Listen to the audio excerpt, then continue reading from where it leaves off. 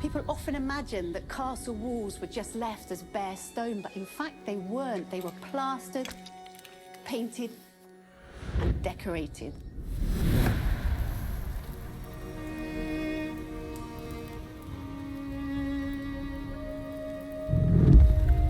The process of making medieval paint begins in a quarry. This is a sandstone with a really high iron content. In it, we find pockets of ochre. This is iron oxide, like rust, and the ochre is one of the main ingredients in pigment making. First, the ochre is crushed into a fine powder. The finer the particles in paint, the better the paint will be. Once ground up, water is added. Then the mixture is sieved. This is the exact opposite of making pasta at home. At home, when you sieve your pasta, you then keep it for your meal. Here, what's going to end up in the sieve will be discarding. What's needed are the tiny particles suspended in the water.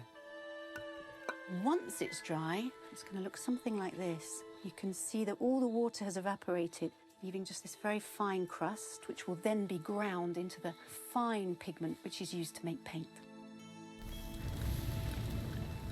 But ochre's colour palette doesn't end there. If it's heated, something magical happens. Yellow ochre turns red. And heating it for even longer creates a whole spectrum of colours. It's been burnt for over 72 hours at 1,000 degrees Celsius, and that gives us this incredible purple colour.